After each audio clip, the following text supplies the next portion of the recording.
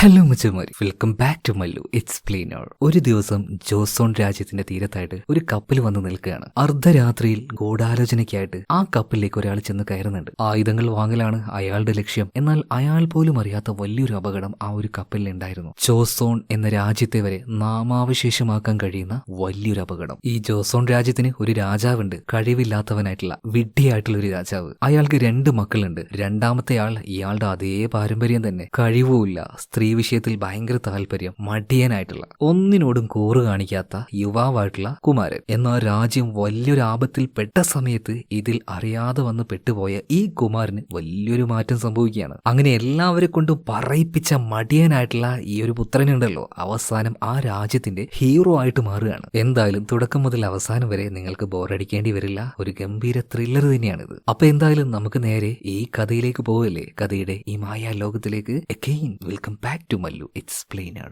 കുറച്ചധികം വർഷങ്ങൾക്ക് മുന്നേ ജോസോൺ രാജ്യം അതിന്റെ തീരപ്രദേശത്തായിട്ട് ഒരു കപ്പൽ കാണുന്നുണ്ട്. ആ കപ്പലിലേക്ക് ചില ആൾക്കാർ അതിക്രമിച്ച് കയറുകയാണ്. പിന്നീട് അവിടെ വലിയൊരു യുദ്ധം സംഭവിക്കുന്നുണ്ട്. ഇതിനുശേഷം ആ കപ്പലിലെ മുതലുകൾ ഇവർ അടിച്ചു മാറ്റുകയാണ്, കൊള്ളയടിക്കുകയാണ്. അതിനിടയിൽ കൊള്ളയടിക്കാൻ വന്ന പട്ടാളക്കാരിൽ ഒരാൾ അവിചാരിതമായിട്ട് വ്യത്യസ്തമായിട്ടുള്ള ഒരു മനുഷ്യരൂപത്തെ കാണുകയാണ്. ഭ്രാന്ത് പിടിച്ചതുപോലെയുള്ള ആ ഒരു മനുഷ്യരൂപം ഇയാളെ കയറി ആക്രമിക്കുകയാണ്. എന്നാൽ അതിവേഗം തന്നെ ബാക്കിയുള്ള പട്ടാളക്കാർ വന്നിട്ട് ഈ ഭ്രാന്ത് പിടിച്ച മനുഷ്യനെ വെട്ടിക്കൊന്നുകളയാണ്. ഇതിനുശേഷം അവിടെ ഉണ്ടായിരുന്ന എല്ലാ വസ്തുക്കളും കൊള്ളയടിച്ചുകൊണ്ട് ഇവർ തീരത്തേക്ക് മടങ്ങുകയാണ്. എന്നാൽ മടങ്ങുന്ന സമയത്ത് നേരത്തെ കടിയേറ്റ ആ ഒരു മനുഷ്യന്റെ കണ്ണുകൾക്കും ശരീരത്തിനൊക്കെ എന്തോ ഒരു മാറ്റം പോലെ ഈ പട്ടാളക്കാരൻ വീട്ടിലേക്ക് തിരിച്ചെത്തി. അനാവശ്യമായിട്ട് ആർത്തിയോടെ ഭക്ഷണം കഴിക്കുകയാണ്. ഇയാളുടെ ഭാര്യ ചോദിച്ചു, നിങ്ങൾക്ക് എന്താ പറ്റിയെന്ന്. ഇയാൾ പറയാണ്, അമിതമായ വിശപ്പ്, ദാഹം, എനിക്ക് ദാഹിക്കുന്നു, എന്തെങ്കിലും കൊണ്ടാ. അപ്പൊ ഭാര്യ പറഞ്ഞു, നിങ്ങൾ പോയിട്ട് വെള്ളം എടുത്ത് കുടിക്കേ. പക്ഷെ എന്തെല്ലാം ചെയ്തിട്ട് ഇയാളുടെ ദാഹം മാറുന്നില്ല. ഭാര്യയുടെ കഴുത്തിലേക്കാണ് ഇയാൾ നോക്കുന്നത്. അങ്ങനെ രാത്രിയായ സമയത്ത് ഭാര്യ എന്തോ ആവശ്യത്തിന് വേണ്ടി പുറത്തു പോയിട്ട് തിരിച്ചു വന്ന് നോക്കുമ്പോൾ സ്വന്തം മകനെ തന്നെ കൊന്നു തിന്നുന്ന ഈ ഭർത്താവിനെയാണ് കാണുന്നത്. സ്തംഭിച്ചു നിൽക്കുന്ന ഈ ഭാര്യയും ഇയാള് കടിച്ചു കയറി കൊന്നു തിന്നതിനു ശേഷം ഈ വീടിന്റെ പുറത്തേക്ക് വരികയാണ്. പിന്നീട് ആ ഗ്രാമത്തിലെ ഓരോരുത്തരെയായിട്ട് കടിച്ചു കയറി കൊല്ലുന്നുണ്ട്. ഇവിടെ സീൻ കട്ടായി. ഒരു 3 ദിവസങ്ങൾക്ക് മുന്നേ ആദ്യം നമ്മൾ കണ്ട ആക്രമിക്കപ്പെട്ട കപ്പലുണ്ടല്ലോ, ആ കപ്പലിലേക്ക് തീരത്ത് നിന്നും ഒരാൾ പോയിട്ടുണ്ട്. ജോസോൺ പട്ടാളത്തിൽ തന്നെ പെട്ട ഒരാളാണ്. ഇയാൾ ഇങ്ങോട്ടേക്ക് വന്നിട്ട് ഈ കപ്പലിലെ ആളുമായിട്ട് രഹസ്യമായിട്ട് ഒരു മീറ്റിംഗ് കൂടിയിരിക്കുകയാണ്. അതായത് ഈ കപ്പലിൽ 600ഓളം തോക്കുകളുണ്ട്, വെടിമരുന്നുണ്ട്, അത് ഇവർക്ക് കൊടുക്കാന്ന് പറഞ്ഞു. അതായത് ഒരു കലാപമാണ്, കൊട്ടാരം പിടിച്ചെടുക്കലാണ് ഈ വന്ന ആളുടെയും അയാളുടെ കൂട്ടക്കാരുടെയും ലക്ഷ്യം. അപ്പൊ ഒരു 3 ദിവസം സമയം തരണമെന്ന് ഇയാൾ പറയുന്നുണ്ട്. എന്ന് ഈ കപ്പലിന്റെ മുതലാളി പറയണം, പറ്റില്ല, നാളെ രാത്രി വരെ ഞാൻ കാക്കും, അതിന് മുന്നേ നിങ്ങൾ വന്നിട്ടില്ലെങ്കിൽ ഞാൻ പോയി കളയും, എനിക്ക് സമയമില്ല. എന്തായാലും ഈ ഒരു ആയുധങ്ങൾക്ക് ഇയാൾ ഒരു വിലയും കിട്ടുന്നുണ്ട്. അതുപോലെ തന്നെ അവിടെ ഉണ്ടായിരുന്ന ഒരു കൂട്ടിൽ വിചിത്രമായിട്ടുള്ള ഒരു മനുഷ്യനെ ഈ പട്ടാളക്കാരൻ കാണുകയാണ്. ആ മനുഷ്യൻ ഈ കപ്പിത്താനോട് പറയാണ്, ദയവ് ചെയ്തിട്ട് എന്നെ ഒന്ന് കൊന്നു, എനിക്ക് സഹിക്കാൻ കഴിയുന്നില്ല, അല്ലെങ്കിൽ എനിക്ക് കുറച്ച് മാംസം തരുമെന്ന് പറഞ്ഞിട്ട് ഇയാള് അലറി വിളിച്ച് കരഞ്ഞോണ്ടിരിക്കുകയാണ്. ഇത് കണ്ട് എന്താണെന്ന് തിരിയാത്ത കൊറിയയിലെ, അതായത് ജോസോണിലെ ഈ പട്ടാളക്കാരൻ ഇതെന്താണ് ചോദിക്കുമ്പോൾ, അതൊന്നും നീ നോക്കണ്ട, നാളെ രാത്രി വരെ സമയമുണ്ട്, പോയിട്ട് പൈസയുമായിട്ട് വാ. ഇതിനുശേഷം ഈ ഒരു കലാപകാരി നേരെ ചെല്ലുന്നത് പ്രധാന സൈന്യാധിപന്റെ അടുത്തേക്കാണ്. അപ്പൊ ഇവരെല്ലാവരും ചേർന്നുകൊണ്ടാണ് കൊട്ടാരത്തെ പിടിച്ചെടുക്കാൻ നോക്കുന്നത്. 600 തോക്കുകൾ. അതിന് ചോദിക്കുന്നത് ഏകദേശം 4-5 കിലോ വെള്ളിയാണ്. പ്രശ്നമില്ല, അത്രയും നഷ്ടം സഹിക്കാം, കാരണം ഇത്രയും ആയുധങ്ങൾ കയ്യിലെത്തിക്കഴിഞ്ഞാൽ കൊട്ടാരത്തെ എളുപ്പത്തിൽ പിടിച്ചെടുക്കാൻ കഴിയും. എന്നാൽ അപ്പോഴേക്കും പ്രധാനമന്ത്രിയും ബാക്കിയുള്ള പട്ടാളക്കാരും അങ്ങോട്ട് ഇരച്ചു കയറി വരികയാണ്. പ്രധാന സൈന്യാധിപനെ കലാപകാരികൾക്കിടയിൽ കണ്ടതുകൊണ്ട് തന്നെ പ്രധാനമന്ത്രി ഒന്ന് ഞെട്ടിപ്പോകുന്നുണ്ട്. കൊട്ടാരത്തിന്റെ കേന്ദ്ര ഭാഗത്തിൽ വെച്ച് തന്നെ ഗൂഢാലോചന നടത്തിയല്ലേ. എന്തായാലും ഇവരെ മുഴുവനായിട്ട് പിടിച്ചു കെട്ടുകയാണ്. രാജാവിനോട് ഈ ഒരു കാര്യം പ്രധാനമന്ത്രിയും ബാക്കിയുള്ള മന്ത്രിമാരും പോയിട്ട് അവതരിപ്പിക്കുന്നുണ്ട്. ഇതുപോലെ കലാപകാരികൾ വരുന്നുണ്ട്, അങ്ങേ താഴെ ഇറക്കലാണ് അവരുടെ ഉദ്ദേശം. പക്ഷെ ആർക്ക് വേണ്ടിയാണ് ഇത് ചെയ്യുന്നത്, ആരാണ് ഇതിന് ചുക്കാൻ പിടിക്കുന്നതെന്ന് ഒരക്ഷരം പോലും ഇതുവരെയായിട്ടും അവർ വാ തുറന്ന് പറഞ്ഞിട്ടില്ല. ഈ സമയത്ത് തന്നെ രാജാവ് പറയാണ്, ഇനിയിപ്പോൾ അത് ആരായാലും ശരി, അവരുടെ ശിക്ഷ അത് ഞാൻ എന്റെ മേൽനോട്ടത്തിൽ, നേരിട്ടുള്ള മേൽനോട്ടത്തിൽ നടത്തും. അത് എത്ര ക്രൂരമായാലും ശരി, എനിക്ക് കുഴപ്പമില്ല. അങ്ങനെ ക്രൂരമായിട്ട് തന്നെ ഈ സൈനാധിപനെയും ബാക്കിയുള്ള പട്ടാളക്കാരെയും പീഡിപ്പിക്കുകയാണ്. ആർക്ക് വേണ്ടിയാണ് ഇത് ചെയ്യുന്നതെന്ന്. എന്ന് ഈ പട്ടാളക്കാർ അയാളുടെ പേര് പറയുന്നില്ല. ഇതെല്ലാം ചെയ്യുന്നത് രാജ്യത്തിന് വേണ്ടിയാണ് എന്നുള്ള ഒരൊറ്റ വർത്തമാനം. ഇവിടെ സീൻ കട്ടായി കൊട്ടാരത്തിന്റെ മറ്റൊരു ഭാഗത്ത് കാണിക്കുകയാണ്. യുവരാജാവ്, അതായത് രാജാവിന്റെ മൂത്ത മകനെ കാണിക്കുകയാണ്. അദ്ദേഹം ആർക്കോ വേണ്ടി ഒരു കത്ത് എഴുതുന്നുണ്ട്. ഇതിനുശേഷം ആ കത്ത് സ്വന്തം വിശ്വസ്തനായിട്ടുള്ള പാർക്ക് യോണിനെ ഏൽപ്പിക്കുകയാണ്. എന്നിട്ട് ഇതിനുശേഷം രാജാവിന്റെ അടുത്തേക്ക് പോകാന്ന് പറയാണ്. എന്നാൽ പാർക്ക് യോൺ ഇതിന് സമ്മതിക്കുന്നില്ല. അങ്ങൊറ്റയ്ക്ക് പോകണ്ട, അങ്ങേക്ക് പകരം ഞാൻ പോവാ എന്നൊക്കെ ഈ യുവരാജാവിനോട് പാർക്ക് യോൺ പറയാണ്. എന്നാൽ കർശനമായിട്ട് പറഞ്ഞ സമയത്ത് പാർക്ക് യോൺ മാറിയെന്നും യുവരാജാവ് നേരെ രാജാവിന്റെ അടുത്തേക്ക് ചെല്ലുകയാണ്. എന്തിനാണ് ക്രൂരമായിട്ട് ഇവരെ ശിക്ഷിക്കുന്നത് എന്നൊക്കെ ചോദിക്കുന്ന സമയത്ത് രാജാവ് രാജാവ് പറയാണ്, ഇതിൽ നീ ഇടപെടേണ്ട ആവശ്യമില്ല, ഇതെന്റെ കാര്യമാണ്, എന്റെ നിലനിൽപ്പിന്റെ കാര്യമാണ്, അതുകൊണ്ട് നീ മര്യാദക്ക് ഇവിടുന്ന് പൊയ്ക്കെന്ന് പറയാണ്. ഇതേ സമയത്തിന് യുവരാജാവ് പറയാണ്, നിങ്ങൾ അങ്ങനെ ശിക്ഷിക്കുകയാണെങ്കിൽ എന്നെ ശിക്ഷിക്കുക, കാരണം അവർക്ക് ഈ ഒരു കാര്യത്തിന് വേണ്ടിയിട്ട് ആഹ്വാനം കൊടുത്തത് ഞാനാണ്, അങ്ങേ അധികാരത്തിൽ നിന്നും താഴെ ഇറക്കാൻ നോക്കിയത് ഞാനാണ്. ഞാൻ എത്ര കാലമായിട്ട് അങ്ങയോട് പറയുന്നു, നമ്മുടെ ജനങ്ങൾ, കർഷകര്, അവരുടെ ദാരിദ്ര്യം, ബുദ്ധിമുട്ട് ഒന്നും കേൾക്കാൻ അച്ഛാ നിങ്ങൾ തയ്യാറായില്ലല്ലോ. അതുപോലെ തന്നെ നമ്മുടെ നാട്ടിൽ വിലസിക്കൊണ്ടിരിക്കുന്ന പുറം നാട്ടിലെ ആ ഒരു പട്ടാളക്കാർ, അവരേക്ക് എന്തിനാ അവിടെ നിർത്തുന്നത്, പറഞ്ഞ അയക്കണം അച്ഛാ. പിന്നെ അവരെല്ലാവരും വിട്ടയച്ചേക്ക്, അങ്ങേക്ക് വേണ്ടത് ഈ കലാപകം നടത്തിയ ആളെയല്ലേ, അത് ഞാൻ തന്നെയാണ്. എന്തായാലും നിങ്ങളുടെ മുന്നിൽ ഞാൻ കീഴടങ്ങുന്നില്ല, എനിക്ക് അർഹിക്കുന്ന ആ ഒരു ശിക്ഷ അത് ഞാൻ തന്നെ ഏറ്റെടുത്തോളാം എന്ന് പറഞ്ഞിട്ട് സ്വന്തം ആ ഒരു കത്തി ഉപയോഗിച്ച് നെഞ്ചിലേക്ക് കുത്തി അങ്ങ് ഇറക്കുകയാണ് ഈ യുവരാജാവ്. ബാക്കിയുള്ള പട്ടാളക്കാർ ഇവരെല്ലാം നിലവിളിക്കുകയാണ് യുവരാജന്റെ പേര് പറഞ്ഞിട്ട്, കാരണം അത്രത്തോളം ഇവർക്ക് സ്നേഹമാണ്. അഴിമതി, ബുദ്ധിയില്ലാത്ത വെഡ്ഡിയായിട്ടുള്ള സ്വന്തം അച്ഛനാണെങ്കിലും മന്ദബുദ്ധിയായിട്ടുള്ള ഒരുത്തൻ രാജ്യം ഭരിച്ചിട്ടുണ്ടെങ്കിൽ രാജ്യത്തിലെ ജനങ്ങളുടെ അവസ്ഥ എന്തായിരിക്കുന്നു നേരിട്ട് കണ്ട് മനസ്സിലാക്കിയിട്ടാണ് യുവരാജാവ് ഇങ്ങനെ ഒരു കാര്യത്തിന് ഇറങ്ങിയത്. എന്നാ പാളിപ്പോയി. പക്ഷെ സ്വന്തം മകൻ തൊട്ടു മുന്നിൽ വെച്ച് ഈ രീതിയിൽ പെരുമാറിയപ്പോൾ രാജാവ് ഒന്ന് പകച്ചു പോകുന്നുണ്ട്. അങ്ങനെ കുറച്ച് ദിവസം കഴിഞ്ഞു. ജോസ്ഫോൺ തീരത്ത് കാണിക്കുകയാണ്. അവിടേക്ക് ഒരു കപ്പൽ വന്നിട്ടുണ്ട്. നിറയെ സ്ത്രീകളാണ് ആ കപ്പലിൽ. അതിൽ നിന്നും ഒരാൾ പുറത്തേക്ക് ഇറങ്ങുന്നുണ്ട്. മറ്റാരുമല്ല, ഞാൻ തുടക്കത്തിൽ പറഞ്ഞ ആ ഒരു ബാഡാസ് തന്നെ, രാജാവിന്റെ തല തെറിച്ച ഇളയ മകൻ. അവന് ഏറ്റവും ഇഷ്ടമുള്ള കാര്യം സ്ത്രീകളാണ്. അപ്പൊ ആ സ്ത്രീകൾ മുഴുവൻ ടാറ്റ പറഞ്ഞ് കരഞ്ഞോണ്ടാണ് പോകുന്നത്. മാത്രമല്ല ഈ ഒരു കുമാരൻ ഒരുപാട് നാളുകൾക്ക് ശേഷമാണ് ഇങ്ങോട്ടേക്ക് വരുന്നത്. ഇയാൾ വളർന്നതൊന്നും ഇവിടെയൊന്നും അല്ല കേട്ടോ. അപ്പോൾ ഇവിടെ കുറെ പെൺകുട്ടികൾ ഉണ്ടാവുമായിരിക്കല്ലേ. ഇതൊക്കെ കുമാരൻ സഹായിയായിട്ടുള്ള റാങ്കോട് പറയുന്ന സമയത്ത്, എന്റെ പൊന്ന് കുമാര, അങ്ങയോടുള്ള സ്നേഹം കൊണ്ട് പറയാണ്, ഇവിടെ ഒരുപാട് കർഷകരാണ്, ഇവരുടെ സ്ത്രീകളോടൊന്നും മോശമായിട്ട് പെരുമാറില്ല കേട്ടോ, ഒന്ന് പോയടർക്കുക, നീ മുന്നിൽ നടക്കുന്നു പറഞ്ഞിട്ട് ഇപ്പൊ റാങ്കോയെ മുന്നിൽ നടത്തുകയാണ്. അല്ല, ഞാൻ ഇങ്ങനെ വന്നിട്ടും എന്നെ സ്വീകരിക്കാൻ എന്താ ഒരാളും വരാത്തത്, ഒരു സംശയം ഇപ്പൊ കുമാരന് വരികയാണ്. ഇതേ സമയത്ത് തന്നെ ഇവർ നേരെ ഗ്രാമത്തിലേക്ക് എത്തി. ഗ്രാമക്ക് ഒരുമാതിരി ഒരു യുദ്ധം നടന്ന അവസ്ഥയാണ്. എന്നാൽ ഇതിനെക്കുറിച്ചൊന്നും കുമാരന് യാതൊരു ഐഡിയ ഇല്ല, വിവരവും കിട്ടിയിട്ടില്ല. ഇതെന്താ സംഭവിച്ചെന്ന് നമ്മുടെ ഈ ഒരു കുമാരനും അതുപോലെ തന്നെ റാങ്കോയ്ക്കും മനസ്സിലാവുന്നില്ല. അടുത്ത സീനിൽ രാജാവിനെ കാണിക്കുകയാണ്. രാജാവ് ആകെ തകർന്നു നിൽക്കുന്നുണ്ട്. അപ്പോൾ ഭരണത്തിലൊന്നും ഇപ്പോൾ ആദ്യം തന്നെ ശ്രദ്ധയില്ല, ഇപ്പോൾ ഒട്ടും ശ്രദ്ധയില്ലാതായി. എന്താണോ പ്രധാനമന്ത്രി പറയുന്നത് അതിനങ്ങോട്ട് മൂളി കൊടുക്കും. പ്രധാനമന്ത്രി കുറെ കാര്യങ്ങളൊക്കെ, അതായത് കലാപകാരികൾ ഗ്രാമത്തിലേക്ക് ഒരുപാടുണ്ട്, അതുകൊണ്ട് മുഴുവനായിട്ടും അവിടെ അടച്ചിട്ടിരിക്കുകയാണ്, ഒരൊറ്റൊരാളും തലപൊക്കാതിരിക്കാൻ ഞാൻ ഉത്തരവിട്ടിട്ടുണ്ടെന്ന് ഈ പ്രധാനമന്ത്രി പറയുമ്പോൾ രാജാവ് ചോദിക്കുകയാണ്, ഉത്തരവിട്ടെന്നോ, അതിന് നീ ആരാണ്? ഇതേ സമയത്ത് തന്നെ പ്രധാനമന്ത്രി കളന്ന് മാറ്റി ചവിട്ടാണ്, അങ്ങയുടെ ഇച്ഛയ്ക്കനുസരിച്ച് ഉത്തരവിട്ടുവെന്ന്.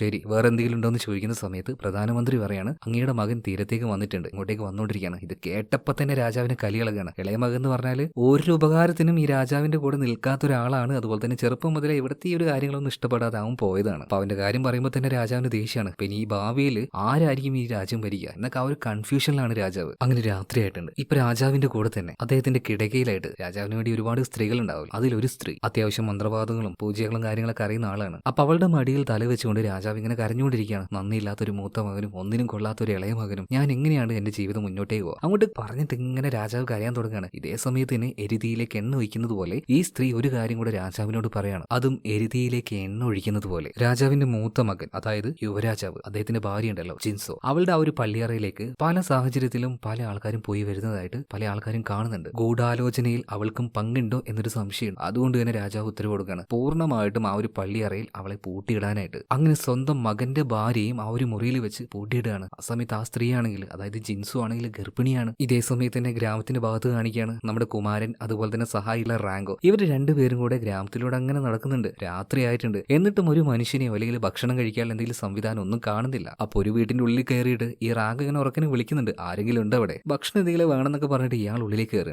റാങ്കോയ്ക്ക് ആണെങ്കിൽ നല്ല പേടിയുണ്ട് കേട്ടോ ഈ ഒരു അവസ്ഥയിൽ. ഈ സമയത്താണ് ഒരു കൈ വന്നിട്ട് റാങ്കോയുടെ കാലിൽ കയറി പിടിക്കുന്നത്. പിന്നീട് എന്ത് സംഭവിച്ചു എന്ന് കാണിക്കുന്നില്ല. ഇപ്പൊ കൊട്ടാരത്തിന്റെ മറ്റൊരു ഭാഗത്ത് പ്രധാനമന്ത്രി അവിടെ വെച്ച് എന്തോ ചെയ്തുകൊണ്ടിരിക്കുകയാണ്. ഒരു നിലവറയുടെ ഉള്ളിലേക്ക് കഴുത്തറത്ത് ഒരു കോഴി ഇട്ട് കൊടുക്കുകയാണ്. ഇതേ സമയത്ത് തന്നെ നേരത്തെ രാജാവിന്റെ കൂടെ ഒരു മന്ത്രവാദിയായിട്ടുള്ള സ്ത്രീ ഉണ്ടായിരുന്നില്ലേ, അതായത് രാജാവിന്റെ ദേവദാസി എന്നൊക്കെ പറയാം. ആ സ്ത്രീ വന്നിട്ട് പ്രധാനമന്ത്രിയോട് രഹസ്യമായിട്ട് തന്നെ സംസാരിക്കുകയാണ്. നമ്മൾ പ്ലാൻ ചെയ്തതുപോലെ തന്നെ യുവരാജാവിന്റെ ഭാര്യ ജിൻസോ വീട്ടു തടങ്കലിലായി കഴിഞ്ഞു. അതുപോലെ തന്നെ ഇങ്ങോട്ടേ കുമാരൻ വരുന്നില്ലേ, എന്താണ് അവൻ വന്നു കഴിഞ്ഞാൽ അവന്റെ ഉദ്ദേശം എന്താണ്? ഇതേ സമയത്ത് തന്നെ പ്രധാനമന്ത്രി പറയാണ് അവൻ ഇവിടെ എത്തില്ല. പിന്നീട് കുമാരനെ കാണിക്കുകയാണ്. കുറെ നേരമല്ലേ റാങ്ക ഭക്ഷണം നോക്കാനായിട്ട് അങ്ങോട്ടേക്ക് പോയിട്ട് ഇതുവരെയായിട്ടും വന്നിട്ടില്ലല്ലോ. പെട്ടെന്ന് കരഞ്ഞ് നിലവിളിച്ചുകൊണ്ട് റാങ്ക പുറത്തേക്ക് വരികയാണ്. കുമാരനോട് ഇവിടെ എന്തോ പ്രേതം ഉണ്ടെന്നൊക്കെ പറയാണ്. എന്നാൽ കുമാരൻ ഇത് വലിയ കാര്യമാക്കുന്നില്ല. ഈ ഒരു സമയത്ത് കുറച്ച് കുതിരപ്പോരാളികൾ ഇങ്ങോട്ടേക്ക് വന്നോണ്ടിരിക്കുകയാണ്. ഇത് കണ്ടപ്പോൾ റാങ്ക് പറഞ്ഞു, അങ്ങേ കൂട്ടാൻ ആൾക്കാർ വന്നിട്ടുണ്ട്. ഈ വന്നിറങ്ങിയിട്ടുള്ള ആൾക്കാരും പറയാണ് അങ്ങയെ കൂട്ടിക്കൊണ്ടുപോകാനായിട്ട് കൊട്ടാരത്തിൽ നിന്ന് വന്നതാണ്. എന്നാൽ കുമാരൻ ഒന്ന് സൂക്ഷിച്ചു നോക്കുകയാണ്. അല്ല, നിങ്ങൾ ഇത്രയും ആൾക്കാർ വന്ന അത്ര കുതിരയല്ലേ ഉള്ളൂ, എക്സ്ട്രാ ഒരു കുതിരയെ കാണുന്നില്ലല്ലോ. അതുപോലെ തന്നെ മുഖത്ത് വെട്ടും പാടും കണ്ണില്ലാത്തവനും കൈയില്ലാത്തവനും ഞങ്ങളുടെ പട്ടാളത്തിൽ ഇങ്ങനെയുള്ള ആൾക്കാരില്ലല്ലോ. സത്യം പറഞ്ഞാൽ എന്നെ തട്ടാനല്ലേ മക്കളെ നിങ്ങൾ ഇങ്ങോട്ട് വന്നത്? കളി വെളിച്ചത്തായി എന്ന് മനസ്സിലായ ഈ കൊലയാളികളുണ്ടല്ലോ കുമാരനെ ആഞ്ഞു വെട്ടാൻ തുടങ്ങുകയാണ്. എന്നാൽ കുമാരന്റെ കയ്യിലുള്ള ആ ഒരു വാള് നോക്കിയേ, ഒരു 3 ഇഞ്ച് വീതിയും അതുപോലെ തന്നെ 3 അടി നീളമുള്ള ഒരു വാളാണ്. ഈ സാധനങ്ങൾക്ക് നമ്മുടെ കുമാരന് മുന്നിൽ പിടിച്ചു നിൽക്കാൻ പറ്റുന്നില്ല. കണ്ടോ, സ്ത്രീ വിഷയത്തിൽ മാത്രമല്ല ഈ വാൾപ്പയറ്റിന്റെ കാര്യത്തിൽ കാര്യത്തിലും ഇദ്ദേഹം അഗ്രഗണ്യനാണ്. എന്നാൽ ഈ ഫൈറ്റിനൊടുവിൽ ഫൈറ്റിങ്ങിന് നടന്നുകൊണ്ടിരിക്കുന്നതിന്റെ ഇടയിൽ ഈ കൊല്ലാൻ വന്ന പട്ടാളക്കാരന്റെ ദേഹത്തേക്ക് ഒരു പ്രത്യേകതരം ജന്തു ചാടി വീഴാണ്. അത് ജന്തുവൊന്നുമല്ല, മനുഷ്യൻ തന്നെയായിരുന്നു. എന്നാൽ കുമാരൻ വരെ അതിന്റെ ആ ഒരു മുഖം, അതിന്റെ ആ ഒരു പല്ലുകൾ, അതിന്റെ ചോര പുരണ്ട കൈയും ശരീരവും ഇതെല്ലാം കണ്ട് ആകെ ഭയന്ന് വിറച്ചു പോണ്. അതായത് നേരത്തെ റാങ്കോ കണ്ടു എന്ന് പറഞ്ഞ ആ ഒരു പ്രേതമില്ലേ, അത് ഇത് തന്നെയാണ്, പിശാചുക്കൾ. എന്നാൽ ഇതിനോട് എങ്ങനെയാണ് പോരാടേണ്ടത് ഇത് കുമാരന് മനസ്സിലാവുന്നില്ല. പറ്റുന്ന രീതിയിൽ ഓരോന്നിനെയും വെട്ടി വീഴ്ത്തിക്കൊണ്ടിരിക്കുകയാണ്. ഇതേ സമയത്തിന് ഈ കൊല്ലാൻ വന്ന ചില ആൾക്കാർക്ക് ഈ ഒരു പിശാചുക്കളുടെ കയ്യിൽ നിന്നും കടി ഏൽക്കുന്നുണ്ട്. ഇത് പിശാചുക്കൾ എന്ന് അവർ പറയെങ്കിലും നമുക്കറിയാം എന്തോ ഒരു രോഗം ബാധിച്ചതാ, അതായത് സോംബികളായി മാറിയതാണ്. ഈ സമയത്താണ് പെട്ടെന്നൊരു പെൺകുട്ടി അങ്ങോട്ടേക്ക് വരുന്നത്. ഒരമ്പ് ഒരു തൂണിലേക്ക് എയ്യുന്നുണ്ട്. ആ അമ്പിന്റെ തുമ്പത്തായിട്ട് ഒരു മണി ഉണ്ടായിരുന്നു. അതിങ്ങനെ കിലുങ്ങുന്ന സമയത്ത് എല്ലാ സോംബികളും കൂടെ അങ്ങോട്ടേക്ക് ചെല്ലുകയാണ്. ഒരു പഴയ കഥയല്ലേ, ഇതിൽ സോംബി എന്ന് പറയുന്നതിൽ രസം ഉണ്ടാവില്ല. ഇവര് പറയുന്നത് പോലെ തന്നെ ഇവരുടെ വിചാരം ഇത് പിശാചുക്കളാണെന്നാണ്. അതുകൊണ്ട് നമുക്കും പിശാചുക്കൾ എന്ന് തന്നെ പറയാം. എന്തായാലും കുമാരനെ കൊല്ലാൻ വന്ന ആൾക്കാരൊക്കെ ഓടി രക്ഷപ്പെട്ടിട്ടുണ്ട്. ഇതേ സമയത്ത് തന്നെ ഈ പെൺകുട്ടി, അവളുടെ കൂടെ കുറച്ച് ആൾക്കാരുണ്ടായിരുന്നു. മറ്റാരുമല്ല, അതിന്റെ ലീഡർ എന്ന് പറയുന്നത് നമ്മുടെ യുവരാജാവ്, രാജാവിന്റെ മൂത്ത മകനുണ്ടല്ലോ, അദ്ദേഹത്തിന്റെ വലങ്കൈ ആയിട്ടുള്ള പാർക്കിയോൺ, അദ്ദേഹത്തിന്റെ സഹോദരിയായിട്ടുള്ള സമാധിയും കൂട്ടക്കാരുമാണ് ഇങ്ങോട്ടേക്ക് വന്നിരിക്കുന്നത്. എന്തായാലും ഇതിൽ നിന്നും കുമാരനെയും റാങ്കോയും രക്ഷപ്പെടുത്തി ഇവർ കൊണ്ടുപോവാണ്. എന്നാൽ ഈ സമയത്ത് നമ്മുടെ കുമാരൻ ഈ ഒരു പാർക്കിയോണിനെയും സംശയിക്കുകയാണ്. നിങ്ങളും എന്നെ കൊല്ലാൻ വന്ന ടീമിലുള്ളതല്ലേ, അല്ലെങ്കിൽ ഞാൻ ഇവിടെ ഉണ്ടാവുന്ന ഇത്ര കൃത്യമായിട്ട് എങ്ങനെയാണ് നിങ്ങൾക്ക് മനസ്സിലായത്? ഇതേ സമയത്ത് തന്നെ പാർക്കിയോൺ പറയാണ്,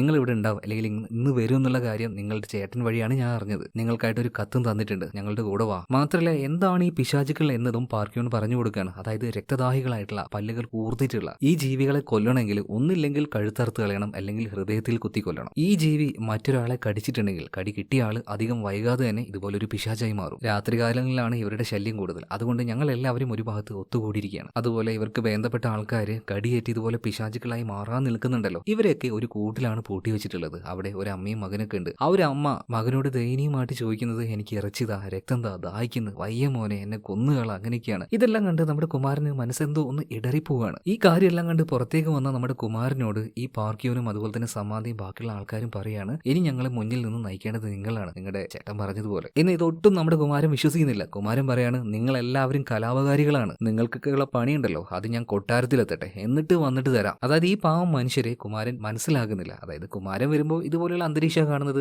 ആര് വിശ്വസിക്കണം ആര് വിശ്വസിക്കേണ്ട എന്നൊന്നും കുമാരന് അറിയില്ലല്ലോ. മറ്റൊരു ഭാഗത്ത് പോയിട്ടായിരുന്നു ആ വിഷമിച്ചുകൊണ്ട് നമ്മുടെ സമാന്ത പാർക്കിയോണ്, അതായത് ചേട്ടനോട് ചോദിക്കാണ്, ചേട്ടാ ഇത്രയും നാൾ നമ്മൾ പ്രതീക്ഷ അർപ്പിച്ചത് ഇതുപോലൊരു മനുഷ്യനിലാണോ ചേട്ടാ, നമ്മൾ എന്താ ചെയ്യുക? ഇതേ സമയത്ത് തന്നെ പാർക്കിയോൺ പറയാണ്, നമുക്ക് ക്ഷമയോടെ കാത്തിരിക്കാം. അതുപോലെ തന്നെ ഭക്ഷണങ്ങളൊക്കെ എത്ര ബാക്കിയുണ്ട് ചോദിക്കുമ്പോൾ ചുരുങ്ങിയ അതും ചീഞ്ഞ കുറച്ച് ഉരുളക്കിഴങ്ങ് മാത്രമേ ബാക്കിയുള്ളൂ, എല്ലാവർക്കും അത് പങ്കുവെച്ച് കൊടുക്കാനായിട്ട് പാർക്കിയോൺ പറയാണ്. ഇതേ സമയത്ത് തന്നെ അവിടെ ഉണ്ടായിരുന്ന ഒരു അറയിൽ കുമാരനും റാങ്കും കിടന്നിട്ടുണ്ട്. ഈ റാങ്കോയുടെ കയ്യിൽ ഉണക്കി വെച്ച നല്ല പോത്തിറച്ചി ഉണ്ടായിരുന്നു കേട്ടോ. രണ്ടുപേരും ഇതിങ്ങനെ കഴിച്ചുകൊണ്ടിരിക്കുകയാണ്. ഇതേ സമയത്തിന് കുമാരൻ ചോദിക്കുകയാണ്, റാങ്കോ നമ്മൾ കൊട്ടാരത്തിലേക്ക് ചെല്ലുകയാണെങ്കിൽ ഒരുപാട് സ്ത്രീകൾ അവിടെ ഉണ്ടാവുമല്ലേ, എന്റെ പൊന്നു കുമാര, ഈ അവസ്ഥയിൽ നിങ്ങൾക്ക് ഇതെങ്ങനെ ചോദിക്കാൻ തോന്നുന്നോ? ഒരു കൂട്ടുകാരനെ സ്വാതന്ത്ര്യം കൊണ്ട് പറയാണ്, ഒരു ഇച്ചിരി ഉളുപ്പ് കാണിക്കുക, ഒന്ന് പോയാൽ അവിടെ നിന്ന്, എനിക്ക് ഇഷ്ടമുള്ള കാര്യങ്ങൾ ഞാൻ ചെയ്യുന്നു പറഞ്ഞിട്ട് കുമാരനെ അവിടെ കിടക്കുകയാണ്. ഇവിടെ സീൻ കേട്ട ഈ അടുത്ത സീനിൽ പ്രധാനമന്ത്രി ഉണ്ടല്ലോ, ഇയാളുടെ അടുത്തേക്ക് നമ്മുടെ കുമാരനെ കൊല്ലാൻ വിട്ട ആളുകളിൽ ഒരാൾ വന്നിട്ടുണ്ട്. ഇയാളുടെ കണ്ണൊക്കെ ആകെ മാറിയിട്ടുണ്ട്, വല്ലാത്തൊരു നിറാണ് ഇയാൾക്ക് കിതക്കുന്നുണ്ട്. പ്രധാനമന്ത്രിയോട് ഇയാൾ വന്ന് പറയുന്നത്, നിങ്ങൾ പറഞ്ഞതുപോലെ അവനെ കൊന്നിട്ടുണ്ട്, പക്ഷേ കുറച്ച് കൂടുതൽ കാശ് ആവശ്യമുണ്ട്, ഞങ്ങളുടെ കൂട്ടത്തിൽ ഒരുപാട് പേര് മരിച്ചുപോയി. ആണോ, എന്നാ പിന്നെ നീ ഇങ്ങോട്ടേക്ക് വാന്ന് പറഞ്ഞിട്ട് പ്രധാനമന്ത്രി ഇവനെയും കൂട്ടിക്കൊണ്ട് മറ്റൊരു അറയിലേക്ക് ചെല്ലുകയാണ്. എന്നിട്ട് നിലവറയിലേക്കുള്ള വാതിൽ തുറന്നിട്ട് പറയുന്നത്, ദാ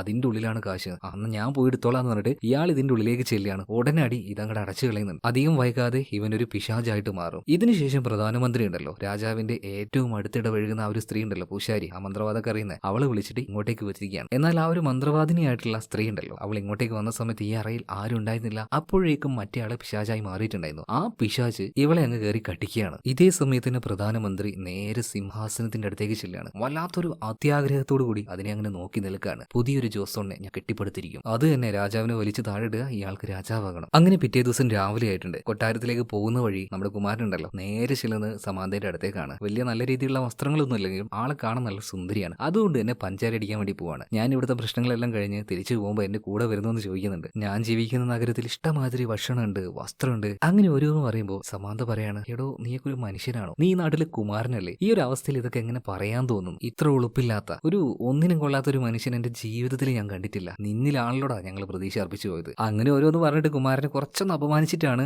നമ്മുടെ സമാന്ത ഇവിടുന്ന് പോകുന്നത്. പക്ഷേ ഇതിനിപ്പോൾ റാങ്ക് വന്നു. എന്റെ പൊന്നു കുമാരൻ, ഞാൻ പറഞ്ഞല്ലേ ഇവിടുത്തെ ആൾക്കാർ സാധാരണക്കാരാണ്, അവരോട് ഈ രീതിയിലൊക്കെ സംസാരിച്ചാലേ കിട്ടേണ്ടത് കിട്ടും. കിട്ടിയില്ലേ, എന്നാ പോയാലോ, പോവാന്ന് പറഞ്ഞിട്ട് ഇവര് നേരെ കൊട്ടാരത്തിലേക്ക് പോകാൻ നിൽക്കുമ്പോഴാണ് ഒരു കരച്ചിൽ കേൾക്കുന്നത്. അതായത് സോംബികളായിട്ട് മാറാൻ നിൽക്കുന്ന ചില ആൾക്കാർ കൂട്ടിൽ പൂട്ടിയിട്ടിട്ടില്ലേ, അതിലൊരു കുഞ്ഞിന്റെ അമ്മയില്ലേ, അവനാണെങ്കിൽ എപ്പോഴും ആ ഒരു അമ്മയുടെ അടുത്ത് തന്നെയായിരിക്കും. എന്നാൽ അവന്റെ അമ്മ പൂർണ്ണമായിട്ട് ഒരു പിശാചായി മാറിക്കഴിഞ്ഞു. അവനെ കയറി പിടിച്ചിരിക്കുകയാണ്. അപ്പോഴേക്കും ഒച്ചയും ബഹളും കേട്ട് നമ്മുടെ കുമാരൻ അങ്ങോട്ടേക്ക് എത്തിയിട്ട് ഈ ഒരു അമ്മയെ അമ്പ് ചെയ്ത് കൊന്നു കളയാണ് കേട്ടോ. വല്ലാത്തൊരു അവസ്ഥ തന്നെയായിരുന്നു. ഭക്ഷണവും ഇല്ല, വല്ലാത്തൊരു ദുരിതവും. ഇതേ സമയത്ത് തന്നെ കൊട്ടാരത്തിൽ കാണിക്കുകയാണ് രാജാവ്, നേറികെട്ട രാജാവ്, വയറ് നിറച്ച് ഇഷ്ടമുള്ള ഭക്ഷണം കഴിച്ചുകൊണ്ടിരിക്കുകയാണ്. ഇയാളുടെ മുന്നിലായിട്ട് ഇയാളുടെ ഒരുപാട് സ്ത്രീകൾ ഇങ്ങനെ ഇരിക്കുകയാണ്. അപ്പോൾ ചില സ്ത്രീകൾ ചോദിക്കുന്നുണ്ട്, രാജാവ് ഇന്ന് നിങ്ങൾ ഭയങ്കര ഉന്മേഷത്തിലാണല്ലോ, സന്തോഷത്തിലാണല്ലോ. അപ്പൊ രാജാവ് പറയാണ്, അതെ എനിക്ക് നല്ല ഉന്മേഷമുണ്ട്. ഇന്നലെ രാത്രി എന്റെ അടുത്തേക്ക് ഒരു മാലാഖ വന്നു, അവൾ എന്നെ ഒരുപാട് സുഖിപ്പിച്ചു കളഞ്ഞു. ഇത് കേട്ട സമയത്ത് അവിടെ തന്നെ ആ കൂട്ടത്തിൽ ആ ഒരു മന്ത്രവാദം അറിയുന്ന ആ ഒരു സ്ത്രീ ഉണ്ടല്ലോ, അവര് പറയാണ് ഇന്നലെ രാത്രി രാജാവിന്റെ കൂടെ ഞാനായിരുന്നു എന്ന്. എന്നാൽ അവളുടെ ആ ഒരു പറച്ചിലൊക്കെ വല്ലാത്തൊരു പന്തികേട് പോലെ. പതി എഴുന്നേൽക്കാണ്, രാജാവിന്റെ അടുത്തേക്ക് വരികയാണ്. അവളുടെ മുഖം മാറി, പല്ലുകൾ കൂർത്തു വന്നു, ചോര തുപ്പി രാജാവിനെ വന്ന് ആക്രമിക്കുകയാണ്. അപ്പോഴേക്കും ബാക്കിയുള്ള പട്ടാളക്കാർ വന്നിട്ട് അവളെ പിടിച്ചു മാറ്റുകയാണ്, വെട്ടി മുറിച്ചിടുന്നുണ്ട് അവളെ. എന്നാൽ രാജാവാണെങ്കിൽ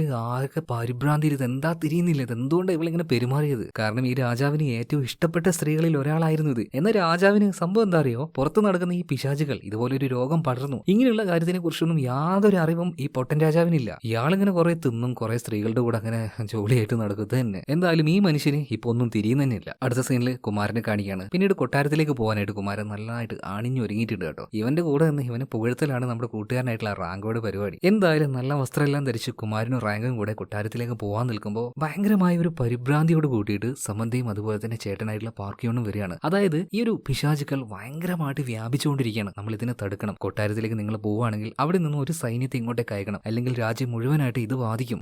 നമ്മൾ നോക്കാന്നൊരു സാമട്ടില് കുമാരനും അതുപോലെ തന്നെ റാങ്കോയും പറയുമ്പോൾ ഞങ്ങൾക്ക് വിശ്വാസമില്ല, നിങ്ങളുടെ കൂടെ ഞാനും കൊട്ടാരത്തിലേക്ക് വരുന്നു പറയാണ്. ഒരു യുവരാജാവിനോട് കുമാരനോട് ഇങ്ങനെയൊക്കെ സംസാരിക്കാൻ നിനക്ക് എങ്ങനെയാ തോന്നുന്നത്? ഓക്കെ ശരി. എന്നിട്ട് അവിടെ നിന്ന് പോകുന്ന സമയത്ത് ഞാൻ കൊണ്ടുവരാന്ന് പറയാണ്. അതുപോലെ തന്നെ സ്വകാര്യമായിട്ട് സമാന്തയോട് പറയാണ്, ഞാൻ അതുപോലെ പട്ടാളക്കാരെ കൊണ്ടുവന്നാൽ ഞാൻ ഇവിടുന്ന് പോകുമ്പോൾ നീ എന്റെ കൂടെ വരുമെന്ന്. മറ്റൊരു വഴിയില്ലാത്തതുകൊണ്ട് സമാന്ത ഞാൻ നിങ്ങളുടെ കൂടെ വരാൻ തന്നെ അങ്ങ് പറയാണ്. ഇപ്പൊ എല്ലാവരും ഒരു പ്രതീക്ഷയിൽ അവിടെ കൂടി കൂടിയിട്ടുണ്ട്. എല്ലാവരുടെ അടുത്തേക്കും പാർക്കിയോനും അതുപോലെ തന്നെ സമാന്തിയും ചെന്നിട്ട് പറയാണ്, നിങ്ങൾ ആരും പേടിക്കേണ്ട, കുമാരൻ നമുക്ക് വാക്ക് തന്നിട്ടുണ്ട് പട്ടാളക്കാരെ കൊണ്ടുതരാന്ന്. ഇതേ സമയത്ത് നമ്മുടെ കുമാരനും തിരിഞ്ഞു നോക്കുകയാണ്. ഞാനോ വാക്കോ എപ്പ പറഞ്ഞു?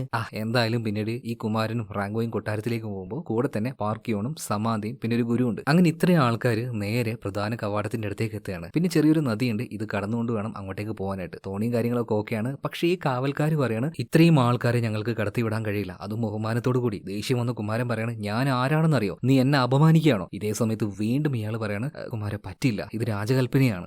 ഇത് കുമാരനാണ്, എന്നെ അപമാനിക്കാൻ നോക്കല്ലേ, അവിടെ അത്രയും ആൾക്കാരെ അവിടെ വെയിറ്റ് ചെയ്യുന്നുണ്ട്, എന്നെ നാണം കെടുത്തരുത്, മര്യാദക്ക് ഞങ്ങൾ വിട്ടെന്ന് പറയുന്ന സമയത്ത് ഇയാൾ വീണ്ടും പറയാണ്, കുമാരൻ ഇത് രാജകൽപ്പനയാണ്. കുമാരൻ ഒരുമാതിരി ഭ്രാന്ത് ഇളകുന്നുണ്ട്. ഒരു രീതിയിലും പിന്നീട് നടക്കില്ല എന്ന് മനസ്സിലാക്കിയ കുമാരൻ നേരെ ഇവരുടെ അടുത്തേക്ക് ചെല്ലുകയാണ്. എനിക്ക് മാത്രമേ പോകാൻ കഴിയുള്ളൂ.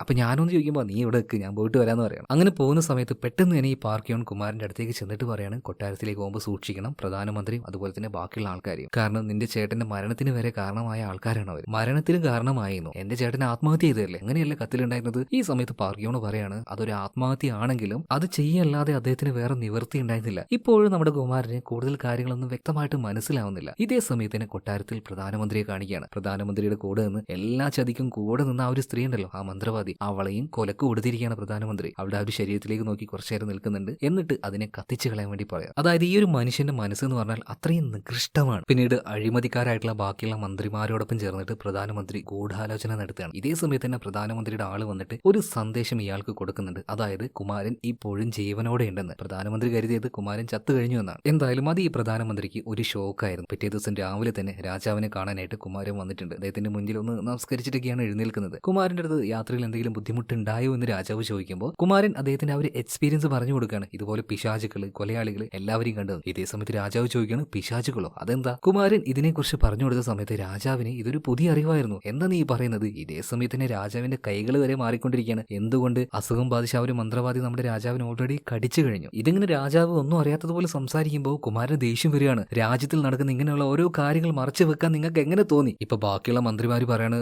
രാജാവെ അതൊക്കെ കലാപകാരികളാണ്, അല്ലാണ്ട് ഈ പറയുന്നത് പോലെ പിശാചുകളല്ല. ഇതേ സമയത്ത് ആകെ കൺഫ്യൂഷൻ ആയിട്ടുള്ള രാജാവ് പറയാണ്, പ്രധാനമന്ത്രി നിങ്ങൾ പറ എന്താ ചെയ്യേണ്ടത്? പ്രധാനമന്ത്രി പറയാണ്, നമുക്ക് അങ്ങോട്ടേക്ക് ഒരു സൈന്യത്തെ അയച്ചു നോക്കാം. ഇപ്പൊ നമ്മുടെ കുമാരൻ പ്രധാനമന്ത്രി ഒന്ന് നോക്കുകയാണ്. പതിയെ അയാളുടെ അടുത്തേക്ക് ചെല്ലുന്നുണ്ട്. സ്വകാര്യമായിട്ട് ചെവിയിൽ ചോദിക്കുന്നുണ്ട്, അപ്പൊ നിങ്ങളാണല്ലേ ഈ കൊട്ടാരത്തെ നിയന്ത്രിക്കുന്ന ആ മനുഷ്യൻ? എന്നെ ഇങ്ങനെ ജീവനോട് നേരിട്ട് കണ്ടതിൽ ഒരു വിഷമമുണ്ടല്ലേ? കുഴപ്പമില്ല, പതിയെ ഞാനത് മാറ്റിത്തരാം. പിന്നീട് കുമാരൻ വീണ്ടും രാജാവിനോട് പറയാണ്, ഈ പിശാചുക്കളെ നശിപ്പിക്കാനായിട്ട് ഒരു സൈന്യത്തെ വേണമെന്ന്. പ്രധാനമന്ത്രി ഇതിനെതിർക്കുകയാണ്. അപ്പൊ ആകെ വഴക്കായി തോന്നിയ സമയത്ത് രാജാവ് നമ്മുടെ കുമാരനെ ചീത്ത പറയാണ്, നീ ആരാണ്ടാ? നീ എവിടുന്ന് എപ്പോഴോ കയറി വന്നിട്ട് ഇവിടെ ഓരോന്ന് കാര്യങ്ങൾ പറയാനായിട്ട്?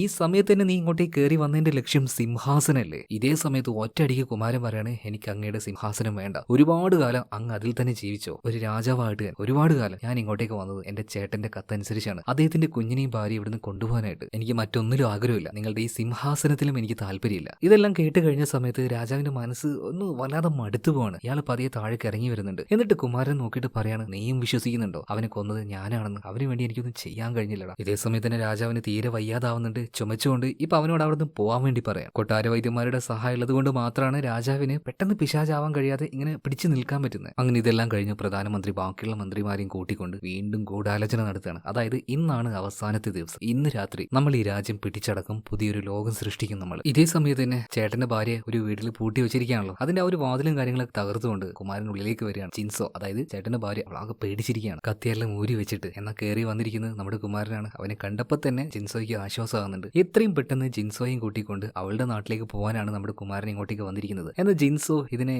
എതിർക്കുകയാണ്. അതായത് ചേട്ടൻ മരിച്ച ഈ മണ്ണ് വിട്ടു പോകാൻ അവൾക്കൊട്ടും താല്പര്യമില്ലായിരുന്നു. എന്നാൽ വയറ്റിലുള്ള അദ്ദേഹത്തിന്റെ മകന്റെയും അതുപോലെ തന്നെ ഭാര്യയുടെയും ജീവൻ നിലനിർത്തണമെങ്കിൽ ഈ നാട്ടിൽ നിന്ന് കൊണ്ടേ മതിയാവുള്ളൂ. അതുപോലെ സുരക്ഷിതമായിട്ട് ജിൻസോ നിങ്ങളെ നാട്ടിൽ എത്തിച്ചതിന് ശേഷം എന്റെ ചേട്ടന്റെ മരണത്തിന് ഞാൻ പ്രതികാരം ചെയ്തിരിക്കും. അത് ഞാൻ നിങ്ങൾക്ക് തരുന്ന വാക്കാണ്. ഇതെല്ലാം കഴിഞ്ഞ് നമ്മുടെ കുമാരനുണ്ടല്ലോ നേരെ ചേട്ടന്റെ ആ ഒരു മുറിയിലേക്ക് ചെല്ലുകയാണ്. അവിടെ വെച്ച് നമ്മുടെ കുമാരന് വേണ്ടി ചേട്ടൻ എഴുതിയ ഒരു കത്ത് നമ്മുടെ കുമാരൻ വായിക്കുന്നുണ്ട്. ഈ രാജ്യത്തിന്റെ അവസ്ഥ അത് വളരെയധികം മോശമാണ്. അവരുടെ അച്ഛന്റെ കാര്യം വളരെ മോശമാണ്. സ്ത്രീകളോടും ആഘോഷങ്ങളോടും സുഖങ്ങൾക്കും വേണ്ടി സമയം കണ്ടെത്തുന്ന ഒരു മനുഷ്യൻ, ജനങ്ങളുടെ കാര്യം തീരെ ശ്രദ്ധിക്കാത്ത അലസനായ ഒരു രാജാവ്. അതെന്നെല്ലാം മാറ്റി പുതിയൊരു രാജ്യത്തെ പുനർനിർമ്മിക്കാനാണ് അവന്റെ ചേട്ടൻ നോക്കിയത്. എന്നാൽ അതിൽ നിന്നെല്ലാം പരാജയപ്പെട്ടു. അതുപോലെ തന്നെ അവന്റെ ചേട്ടന് അവനോട് ഒരുപാട് ഇഷ്ടമായിരുന്നു. തിരിച്ചു കുമാരനും അതുപോലെ തന്നെ ചേട്ടനോട് ഒരുപാട് ഇഷ്ടമായിരുന്നു. അതുകൊണ്ട് തന്നെ ചേട്ടൻ ഈ ഒരു മരണം ഒരു പരിധി വരെ അവനെ വല്ലാതെ ദുഃഖത്തിലാക്കുന്നുണ്ട്. അങ്ങനെ ആ ഒരു മുറിയിൽ നിന്നും പുറത്തേക്ക് ഇറങ്ങിയ സമയത്ത് കുമാരനോട് റാങ്കോ ഒരു കാര്യം വന്ന് പറയാണ്. അതായത് നേരത്തെ ആ ഒരു തീരത്തേക്ക് ഇവരുടെ കൂടെ തന്നെ കുറച്ച് ആൾക്കാർ വന്നില്ലേ, പാർക്കിയോണും സഹോദരിയായിട്ടുള്ള സമാന്തിയും ഗുരും, ഇവരെ എല്ലാവരെയും പട്ടാളക്കാർ പിടിച്ചുകൊണ്ടുപോയി. അതുപോലെ തന്നെ ഈ റാങ്കോ കുമാരനോട് പറയുന്നുണ്ട്, ഞാൻ അപ്പോഴേ പറഞ്ഞ ഇവരുമായിട്ടുള്ള കമ്പനി കാര്യങ്ങളൊന്നും വേണ്ടാന്ന്. ഇതേ സമയത്ത് തന്നെ അങ്ങോട്ടേക്ക് ആര് വരുന്നുണ്ട്? പ്രധാനമന്ത്രിയും അയാളുടെ കൂടെ ബാക്കിയുള്ള മന്ത്രിമാരും. അവർ പിന്നീട് നമ്മുടെ ചേട്ടന്റെ ഭാര്യ ഉണ്ടല്ലോ ജിൻസോ, അവരെ തടഞ്ഞു നിർത്തിയിട്ട് പറയാണ്,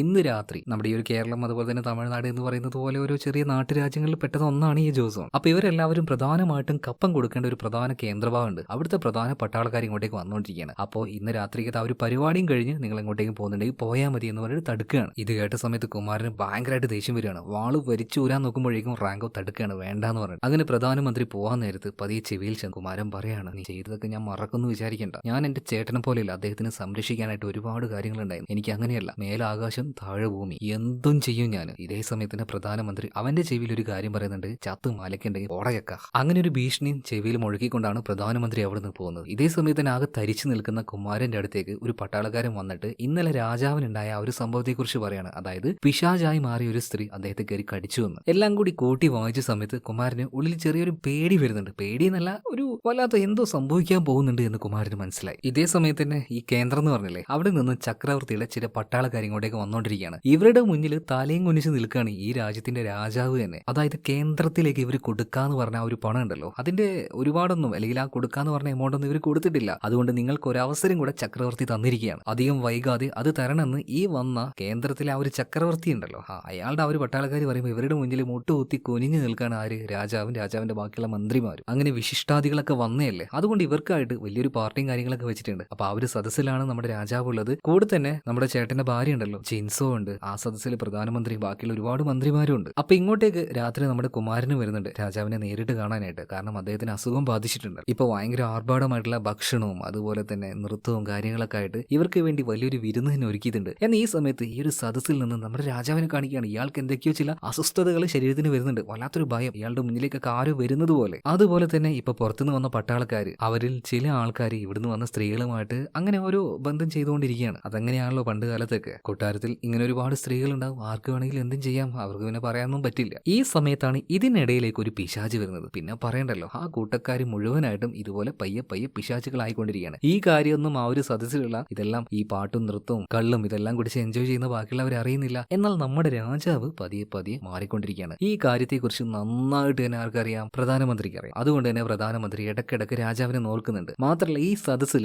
ഈ വന്ന ആൾക്കാരുമായിട്ട് സംസാരിക്കുന്നതും ഇവിടെ ലീഡ് ചെയ്യുന്നതും മുഴുവൻ പ്രധാനമന്ത്രിയാണ്. രാജാവ് വെറും ഒരു നോക്കുകുത്തിയായിട്ട് ആ മൂലക്കങ്ങനെ ഇരിക്കുന്നുണ്ട്. ആ സമയത്താണ് രാജാവ് സീറ്റിൽ നിന്നും എഴുന്നേൽക്കുകയാണ്. പതിയെ നൃത്തം ചെയ്യുന്ന സ്ത്രീകളുടെ അടുത്തേക്ക് വരുന്നുണ്ട്. അതിലൊരു സ്ത്രീയെ കടിച്ചു കീറി കൊന്നു കളയാണ്. ബാക്കിയുള്ള എല്ലാവരും വന്ന് ബഹുമാനത്തോട് കൂടിയിട്ട് തന്നെ രാജാവിനെ പിടിച്ചു മാറ്റാൻ നോക്കുമ്പോഴേക്കും പൂർണ്ണമായിട്ടും രാജാവ് ഒരു സോംബിയായി മാറിക്കഴിഞ്ഞു, പിശാചായി മാറിക്കഴിഞ്ഞു. ഈ സമയത്താണ് കുമാരൻ അങ്ങോട്ടേക്ക് വരുന്നത്. അച്ഛന്റെ ഈ ഒരു തനി കോലം കണ്ടിട്ട് അവനാകെ ഞെട്ടിപ്പോകുന്നുണ്ട്. ഇതേ സമയത്ത് തന്നെ ആക്രോശിച്ച് നിൽക്കുന്ന ഈ രാജാവിനെ പിന്നിൽ നിന്നും ഹൃദയത്തിലേക്ക് വാളിറക്കിക്കൊണ്ട് പ്രധാനമന്ത്രി കൊന്നുകളയാണ്. ഇത് കണ്ട സമയത്ത് ആകെ പരിഭ്രാന്തിയിൽ നിൽക്കുകയാണ് കുമാരൻ. എന്ത് ചെയ്യണമെന്ന് അറിയുന്നില്ല. അങ്ങനെ സ്റ്റെക്കായി നിൽക്കുമ്പോൾ ഈ ചക്രവർത്തിയുടെ ആൾക്കാർ ഇങ്ങോട്ടേക്ക് വന്നു പറഞ്ഞില്ലേ, ഇവര് ഭയങ്കര കോപത്തോടെ ചാടി എഴുന്നേൽക്കുകയാണ്. നിങ്ങൾ എന്താ ഈ ചെയ്തത്? ഈ രാജ്യത്തിന്റെ രാജാവിനെ എന്റെ കൺമുന്നിൽ വെച്ച് കൊന്നോ? ചക്രവർത്തി ഇത് അറിഞ്ഞിട്ടുണ്ടെങ്കിൽ നിങ്ങളെ വെറുതെ വിടില്ല. ഇതേ സമയത്ത് തന്നെ ഈ പ്രധാനമന്ത്രി പറയാണ്, ഇനി ഈ ജോസോൺ രാജാവിന് വേണ്ടി ചക്രവർത്തിക്ക് വേണ്ടിയിട്ട് കപ്പം നൽകാൻ പോകുന്നില്ല. ഇത് ഞാൻ പടുത്തുയർത്തി ഇനി പുതിയൊരു രാജ്യമായിരിക്കും. ഇതേ സമയത്ത് തന്നെ ചക്രവർത്തിയുടെ ഈ പ്രധാന പട്ടാളക്കാരുണ്ടല്ലോ, ഇയാളെ ബാക്കിയുള്ള പട്ടാളക്കാർ പിടിച്ചു വെക്കാണ്. അല്ലെങ്കിൽ അവിടെ ഒരു വെട്ടും കുത്തും നടക്കും. ഇവർ കുറച്ച് ആളുകളോ ഇവര് മുഴുവനായിട്ടും പ്രധാനമന്ത്രിയുടെ പട്ടാളക്കാര് കൊന്നുകൊല വിളിച്ചു കളയും. എന്നാൽ ഈ സമയത്താണ് ഇവർ പോലും വിചാരിക്കാതെ പതിയെ പതിയെ സോംബികളായിട്ട്, അതായത് പിശാചുക്കളായി മാറിയിട്ടുള്ള ആ ഒരു കൂട്ടം ഇങ്ങോട്ടേക്ക് പാഞ്ഞു വരുന്നത്. ശരിക്കും ഈ ഒരു കാര്യം പ്രധാനമന്ത്രി പോലും വിചാരിച്ചിരുന്നില്ല. എന്തായാലും ബാക്കിയുള്ള മന്ത്രിമാരുമായിട്ട് പ്രധാനമന്ത്രി സേഫ് ആയിട്ടുള്ള ഒരു ഭാഗത്തേക്ക് തന്നെ മാറുകയാണ്. എന്നാൽ വളരെയധികം കഷ്ടപ്പെട്ടുകൊണ്ട് നമ്മുടെ കുമാരൻ നേരെ ജിൻസോയുടെ അടുത്തേക്ക് എത്തുകയാണ്. പിന്നിൽ തന്നെ നിൽക്കാൻ വേണ്ടി പറയാണ്. കുമാരൻ അദ്ദേഹത്തിന്റെ ആ ഒരു വാൾ കൊണ്ട് പരമാവധി നമ്മുടെ കുമാരിയെ രക്ഷപ്പെടുത്തിക്കൊണ്ടിരിക്കുകയാണ്. എനിക്ക് കുമാരന്റെ ആ ഒരു വാളാണ് കേട്ടോ ഇഷ്ടപ്പെട്ട. നല്ല വീതിയും വണ്ണുള്ള ഒരു വല്ലാത്തൊരു ഹെവി ആയിട്ടുള്ള ഒരു വാള്. എന്തായാലും കുമാരിയും കൂട്ടിക്കൊണ്ട് നേരെ നമ്മുടെ കുമാരൻ ചെല്ലുന്നത് പ്രധാന ജയിലിലേക്കാണ്. അവിടെ വെച്ച് നേരത്തെ തന്നെ പട്ടാളക്കാർ പിടിച്ചിട്ടുള്ള പാർക്കിയോണിനെ ഇവിടെയുള്ള സൈനികർ പീഡിപ്പിച്ചുകൊണ്ടിരിക്കുകയാണ് കേട്ടോ. അങ്ങോട്ടേക്കാണ് ഇപ്പൊ കുമാരൻ വന്നത്. കുമാരൻ വന്നിട്ട് കാര്യങ്ങളൊക്കെ ഇവരോട് പറയാണ്. ഇനി നമുക്ക് നിലനിൽക്കണമെങ്കിൽ ഞാൻ പറയുന്നത് കേൾക്ക്, എന്റെ കൂടെ നിൽക്കുന്ന പറയാണ്. എന്തായാലും കുമാരനല്ല പറയുന്നത്, പ്രധാനമന്ത്രിയുടെ ആ ഒരു ചതിയുടെ വലയത്തിൽ പെടാത്ത ആൾക്കാരാണ് ഈ പട്ടാളക്കാർ. അതുകൊണ്ട് തന്നെ ഈ പട്ടാളക്കാർ കുമാരന്റെ കൂടെ നിൽക്കുകയാണ്. മാത്രമല്ല നമ്മുടെ പാർക്കിയോന്റെ കെട്ടുകൾ അഴിച്ചു വിടുന്നുണ്ട്. ഇതേ സമയം തന്നെ പ്രധാനമന്ത്രിയും ബാക്കിയുള്ള മന്ത്രിമാരും ഇവരുടെ കൂടെ ഒരു കൂട്ടം പട്ടാളക്കാരുണ്ട്. അതായത് ഈ പ്രധാനമന്ത്രി മാത്രം പറയുന്ന കേൾക്കുന്ന പട്ടാളക്കാർ. ഇവരുടെ കയ്യിൽ ഒരുപാട് തോക്കുകളുണ്ട്. ഇതെങ്ങനെ ഇവരുടെ കയ്യിൽ കിട്ടിയത്? അതെന്തായാലും ഇപ്പൊ മനസ്സിലാക്കാം. കുമാരൻ ഇപ്പൊ രക്ഷപ്പെടുത്തിയ പാർക്കിയോണുമായിട്ട് ബാക്കിയുള്ളവരെ അറസ്റ്റ് ചെയ്ത് പൂട്ടിയിട്ടുള്ള ജയിലുണ്ടല്ലോ, അങ്ങോട്ടേക്ക് ചെല്ലുകയാണ്. അവിടെയാണ് കുമാരന്റെ ചേട്ടൻ യുവരാജാവിന്റെ സുഹൃത്തുക്കളായിട്ടുള്ള ഒരുപാട് പേരുള്ളത്. എല്ലാവരെയും പൂട്ടിയിട്ടെടുത്ത് രക്ഷപ്പെടുത്തുകയാണ്. അതിലൊരാൾ നടന്ന കാര്യങ്ങളെ കുറിച്ചൊക്കെ നമ്മുടെ കുമാരനോട് പറഞ്ഞു കൊടുക്കുകയാണ്. അതായത് ആദ്യമായിട്ട് ആ കപ്പലിൽ പോയിട്ട് ഈ തോക്കുകൾ മേടിക്കാനായിട്ട് ഡീൽ ഉണ്ടാക്കാനായിട്ട് ഒരാൾ പോയില്ലേ, എന്നാൽ ഇയാളെ ക്രൂരമായിട്ട് പീഡിപ്പിച്ചുകൊണ്ട് ആ രഹസ്യങ്ങളൊക്കെ പ്രധാനമന്ത്രിയുടെ ആൾക്കാർ മനസ്സിലാക്കി. അങ്ങനെ ആ ഒരു കപ്പലിലേക്ക് പ്രധാനമന്ത്രി ഇയാളുടെ ആൾക്കാരും പോയിട്ട് ആ ഒരു ഗണ്ണും വെടിമരുന്നും എല്ലാം കൈക്കലാക്കിയ സമയത്താണ് ഇതുപോലൊരു വിചിത്രനായിട്ടുള്ള മനുഷ്യരെ പ്രധാനമന്ത്രി അവിടെ കാണുന്നത്. എന്നാൽ ആ കപ്പലിന്റെ കപ്പിത്താൻ വലിയൊരു ആപത്ത് ഇവിടെ വരുന്നതിന് മുന്നേ തന്നെ അതിനെ കൊല്ലാനും നശിപ്പിക്കാനും വേണ്ടി ഇവരോട് പറഞ്ഞെങ്കിലും പ്രധാനമന്ത്രി അത് ചെയ്തില്ല. അതായത് വരാനിരിക്കുന്ന ഈ വലിയൊരു ദുരന്തം ഉണ്ടല്ലോ, ഇതിനെക്കുറിച്ച് പ്രധാനമന്ത്രിക്ക് നല്ല അറിവും ഉണ്ടായിരുന്നു. അതുപോലെ തന്നെ വെടക്കാക്കി തനിക്കാക്കുക എന്നുള്ളൊരു പരിപാടി പ്രധാനമന്ത്രി ഇവിടെ ചെയ്തിട്ടുണ്ട് എന്നും നമ്മുടെ കുമാരന് മനസ്സിലായി. അതായത് ഈ രാജ്യത്തിനെ ശരിക്കും ബാധിച്ചിരിക്കുന്ന ഏറ്റവും വലിയൊരു ദുരന്തമാണ് പ്രധാനമന്ത്രി. അതുപോലെ തന്നെ പട്ടാളക്കാർ കാര്യമായിട്ട് ശ്രമിച്ചുകൊണ്ടിരിക്കുകയാണ് ഈ പിശാചികളൊന്നും കൊട്ടാരത്തിന്റെ പ്രധാന ഭാഗത്തേക്ക് വരാതിരിക്കാനായിട്ട്. അതുകൊണ്ട് തന്നെ മരത്തിന്റെ കവാടങ്ങളും തീപ്പന്തങ്ങളും എല്ലാം ഇവർ തയ്യാറാക്കിക്കൊണ്ടിരിക്കുകയാണ്. ഇതേ സമയത്ത് തന്നെ പ്രധാനമന്ത്രിയും ഇയാളുടെ കൂടെയുള്ള മന്ത്രിമാരൊക്കെ ഒരു വലിയ ഗോഡൌണിന്റെ ഉള്ളിലേക്ക് ഓടിക്കയറിയില്ലേ. ഇതേ സമയത്ത് തന്നെ പ്രധാനമന്ത്രിയോട് ബാക്കിയുള്ള മന്ത്രിമാർ ഇനി എന്ത് ചെയ്യുന്നു ചോദിക്കുന്ന സമയത്ത് പ്രധാനമന്ത്രി പറയാണ്, നമ്മൾ ഈ രാജ്യത്തെ പുനർസൃഷ്ടിക്കാൻ വേണ്ടി പോവാണ്. ആ രാജ്യത്തിന്റെ അധികാരിയായിട്ട്, രാജാവായിട്ട് ഞാൻ അധികാരമേൽക്കാൻ പോവാണ്. നിങ്ങൾക്ക് ആർക്കെങ്കിലും എതിർപ്പുണ്ടോ? കുറെ മന്ത്രിമാരൊക്കെ സപ്പോർട്ട് ചെയ്യുന്നുണ്ട്, ചിലരൊക്കെ ഇതിനെ എതിർക്കുന്നുണ്ട്. അതായത് ജോർസോന്റെ പാരമ്പര്യം നിലനിർത്തണമെങ്കിൽ അതിന് രാജരക്തം തന്നെ വേണ്ടേ? നമ്മുടെ കുമാരൻ ഇപ്പോഴും ജീവനോടെ ഇല്ലേ? ഇത് പറഞ്ഞ് മുഴുവനാക്കാൻ ആ ഒരു മന്ത്രിക്ക് വൃദ്ധന് കഴിഞ്ഞില്ല. അതിനു മുന്നേ തന്നെ ഇയാള് പ്രധാനമന്ത്രി ഈ വൃദ്ധനെ വെടിവെച്ച് കൊന്നുകളയാണ്. ഇതുപോലെ ആർക്കെങ്കിലും എന്നെ ഇനി എതിർക്കാൻ താല്പര്യമുണ്ടോ? താല്പര്യമുണ്ടെങ്കിൽ ഇപ്പൊ തന്നെ ഇവിടുന്ന് പറഞ്ഞോ, അതിനുള്ള മരുന്ന് എന്റെ കയ്യിലുണ്ട്. അതുകൊണ്ട് മര്യാദക്ക് എന്റെ കൂടെ നിന്നോ എന്ന് പ്രധാനമന്ത്രി പറയുമ്പോൾ ബാക്കിയുള്ള മന്ത്രിമാർക്ക്, അതായത് ഇയാളുടെ കൂടെ നിന്ന മന്ത്രിമാർക്കും ഉള്ളിൽ ഒരു ഭയം വരികയാണ്. ഇയാൾ ഒരു ഏകാധിപതിയായി മാറുമോ? അതായത് പഴയ രാജാവ് ഒരുമാതിരി ഒരു മന്ദനാണെങ്കിലും ഓരോരുത്തർക്കും അവരുടേതായ ഫ്രീഡം ഉണ്ടായിരുന്നു. പക്ഷെ ഇവനെങ്ങാനും രാജാവായി കഴിഞ്ഞിട്ടുണ്ടെങ്കിൽ ബാക്കിയുള്ള അവരുടെ അവസ്ഥ എന്ന് പറഞ്ഞാൽ ഇത് ഭയങ്കര ശോകമായിരിക്കും. ആ ഒരു ഭയം എന്തായാലും ഇവരുടെ ഉള്ളിലേക്ക് ഇപ്പൊ വന്നിട്ടുണ്ട്. അതുപോലെ തന്നെ തോക്ക് കയ്യിൽ വെച്ചുകൊണ്ട് പ്രധാനമന്ത്രി ചോദിക്കുന്നുണ്ട്, എന്റെ കൂടെ നിൽക്കുന്നുണ്ടോ ഇല്ലയോ? അല്ലെങ്കിൽ രാജാവിനെ പോലെ കത്തിയെരിയാൻ താല്പര്യമുണ്ടോ? ആരും ഒന്നും മിണ്ടുന്നില്ല, പേടിച്ചു വിറച്ചിട്ടുണ്ട്. എന്നാൽ ഇവിടെ ഈ ദുരാഗ്രഹികളായിട്ടുള്ള മന്ത്രിമാര് ഗൂഢാലോചന നടത്തുന്ന സമയത്ത് നമ്മുടെ കുമാരനാണെങ്കിൽ രക്ഷപ്പെട്ട ബാക്കിയുള്ളവരെ സ്വന്തം ജീവൻ കൊടുത്തുവരെ രക്ഷിക്കാനായിട്ട് പരിശ്രമിച്ചുകൊണ്ടിരിക്കുകയാണ്. ഒരു കാര്യബോധവും അല്ലെങ്കിൽ രാജാവാകാനോ അധികാരമേൽക്കാനോ ഒരു തരത്തിലും താല്പര്യമില്ലാതിരുന്ന ഈ കുമാരൻ അദ്ദേഹത്തിന്റെ ആ ഒരു ജീവൻ വരെ പണയം വെച്ചുകൊണ്ട് ചേട്ടന്റെ ഭാര്യയെ, സാധുക്കളായിട്ടുള്ള ബാക്കിയുള്ള മനുഷ്യരെ എല്ലാവരെയും രക്ഷപ്പെടുത്താനായിട്ട് ഭയങ്കരമായിട്ട് ശ്രമിച്ചുകൊണ്ടിരിക്കുകയാണ്. അദ്ദേഹത്തിന്റെ ആ ഒരു ആരോഗ്യം പൂർണ്ണമായിട്ടും ഇതിന് ഉപയോഗിക്കുകയാണ്. വാൾപ്പയറ്റിലൊക്കെ നല്ല സ്കില്ലുകൾ ഉണ്ടായിരുന്നു. ആ സ്കില്ലെല്ലാം കുമാരൻ ഇവിടെ ഉപയോഗിക്കുന്നുണ്ട്. എന്തായാലും പരമാവധി ഇവർ പിടിച്ചു തന്നു. പിറ്റേ ദിവസം രാവിലെ ആവുകയാണ്. നേരം വെളുത്തു കഴിഞ്ഞാൽ സൂര്യപ്രകാശത്തിൽ ഈ പിശാചികൾ പുറത്തേക്ക് ഇറങ്ങാൻ കഴിയില്ല. അവർക്ക് സൂര്യപ്രകാശം മുഖത്തേറ്റാൽ അല്ലെങ്കിൽ ശരീരത്തിൽ പറ്റിയാൽ അവരുടെ ശരീരം വല്ലാതെ വേദനിക്കും. അപ്പോൾ രാത്രി കാലങ്ങളിൽ മാത്രമേ ഇവർ പുറത്തിറങ്ങുള്ളൂ. അതുപോലെ തന്നെ ഇപ്പൊ പ്രധാനമന്ത്രി ബാക്കിയുള്ള ആൾക്കാരെയും കാണിക്കുകയാണ്. ഇനി മുതൽ ഇയാൾ പ്രധാനമന്ത്രിയല്ല, രാജാവാണ്. അതുകൊണ്ട് ബാക്കിയുള്ളവർ ഇയാളുടെ മുന്നിൽ തല കുനിച്ചുകൊണ്ട് അങ്ങോന്നേന്ന് പറഞ്ഞിട്ടാണ് നിൽക്കുന്നത്. ഇപ്പൊ പ്രധാനമന്ത്രി പറയാണ്, നമുക്ക് ഇത്രയും പട്ടാളക്കാരുടെ സഹായം പോരാ, നമ്മുടെ കൂടെ നിൽക്കുന്ന ചില നാട്ടുരാജ്യങ്ങളുണ്ട്, അവിടെ പോയിട്ട് നമ്മുടെ കൂടെ നിൽക്കുന്നവരെ കൂട്ടി ഇങ്ങോട്ടേക്ക് വാ. ഈ പിശാചുക്കളെ മുഴുവനായിട്ട് നശിപ്പിക്കണമെങ്കിൽ നമുക്ക് അവരുടെ ആവശ്യമുണ്ട്. ശരി അങ്ങോന്നേന്ന് പറഞ്ഞിട്ട് ഈ മന്ത്രിമാരെല്ലാം തലകുനിക്കുകയാണ് കേട്ടോ. അതായത് വേറെ നിവൃത്തിയില്ല. മാത്രമല്ല ഈ ഒരു ഷെഡിന്റെ ഉള്ളിൽ നിന്ന് വെച്ച് ഇരുട്ടാണ്. പെട്ടെന്ന് ഒരു സോംബി വന്നിട്ട്, അതായത് പിശാച് വന്നിട്ട് ഇവരുടെ ഇടയിൽ വെച്ചിട്ട് ആക്രമണം നടത്തുകയാണ്. കൂട്ടത്തിൽ കൂട്ടത്തിൽ ഒരു മന്ത്രിക്കിട്ട് ഒരു കടിയും കിട്ടുന്നുണ്ട്. എന്നാൽ അതിവേഗം തന്നെ നമ്മുടെ ഈ ഒരു പ്രധാനമന്ത്രി, അതായത് ഭാവിയിലെ ചതിയനായ രാജാവ്, ഇയാൾ ഈ ഒരു സോംബിയെ വെട്ടി കൊന്നു കളയുന്നുണ്ട്. മാത്രമല്ല മന്ത്രിമാരിൽ ഒരാൾക്ക് കടിയേറ്റല്ലോ, ഇയാളെ എല്ലാവരുടെയും മുന്നിൽ വെച്ച് വെട്ടി കൊന്നുകളയാണ്. എന്നിട്ട് അതിന് കാരണവും പറയുന്നുണ്ട്. കടിയേറ്റ് കഴിഞ്ഞിട്ടുണ്ടെങ്കിൽ പിന്നെ അധികം നേരം ഉണ്ടാവില്ല, ഇയാൾ പിശാചായി മാറും. വേറെ ആർക്കെങ്കിലും കടിയേറ്റിനോ എന്ന് ഈ പ്രധാനമന്ത്രി ചോദിക്കുന്ന സമയത്ത് ബാക്കിയുള്ള മന്ത്രിമാരെല്ലാവരും പ്രധാനമന്ത്രിയെ നോക്കുകയാണ്. കാരണം എന്താ, പ്രധാനമന്ത്രിക്കാണ് രണ്ടാമത് കടിയേറ്റിരിക്കുന്നത്, അത് ഇയാളുടെ കയ്യിൽ തന്നെ. ഇപ്പൊ ബാക്കിയുള്ള മന്ത്രിമാരുടെ മുഖത്തെ ആ ഒരു പേടിയൊക്കെ മാറി ഒരുമാതിരി ഒരു ചിരി വന്നു. അത്യാഗ്രഹത്തിന്റെ ആ ഒരു പൂവിന്റെ മുട്ടുകളുണ്ടല്ലോ, അത് ബാക്കിയുള്ളവരുടെ ഉള്ളിൽ ഇടുകയാണ്. പ്രധാനമന്ത്രി ഒരു നിയമം ഉണ്ടാക്കുമ്പോൾ അതെല്ലാവർക്കും ബാധകമാണല്ലോ. എല്ലാവരും ആയുധങ്ങൾ എടുക്കുകയാണ്. അതായത് പ്രധാനമന്ത്രിയുടെ കൂടെ അയാളുടെ അംഗരക്ഷകനായിട്ടുള്ള പട്ടാളക്കാരൻ വരെ ഇല്ല.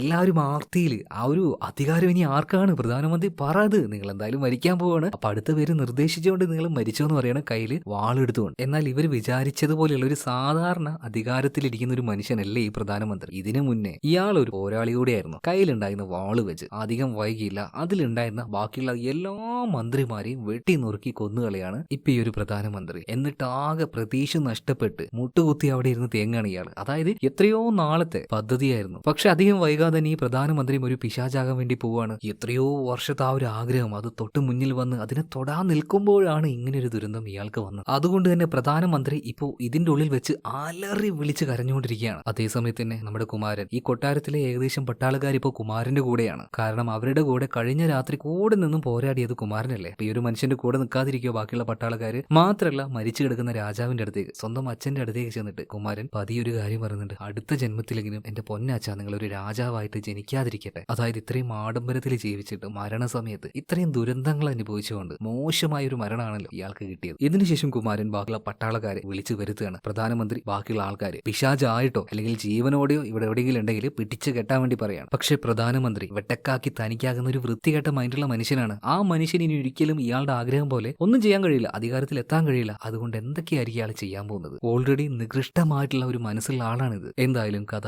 കുറച്ച് ലോങ് ആയി പോയിട്ടുണ്ട്. അതുകൊണ്ട് തന്നെ ഇതിന്റെ അടുത്ത ഭാഗം 1 മണിക്കൂറിനുള്ളിൽ തന്നെ നമ്മുടെ ചാനൽ വരും. ഇനി അഥവാ 1 മണിക്കൂറിന് ശേഷമാണ് നിങ്ങൾ ഈ വീഡിയോ കാണുന്നതെങ്കിൽ സ്ക്രീനിൽ ഇപ്പോൾ ഒരു ബോക്സ് വന്നില്ലേ, അതിൽ ക്ലിക്ക് ചെയ്താൽ നേരെ രണ്ടാം ഭാഗത്തിലേക്ക് പോവാം. അല്ലെങ്കിൽ അതിന്റെ ലിങ്ക് ഡിസ്ക്രിപ്ഷനിലും കമന്റ് ബോക്സിലും നിങ്ങൾ നോക്കിയാൽ മതി, അവിടെ ഉണ്ടാവും. എന്തായാലും അപ്പൊ അടുത്ത വീഡിയോയിൽ കാണാം. ബൈ.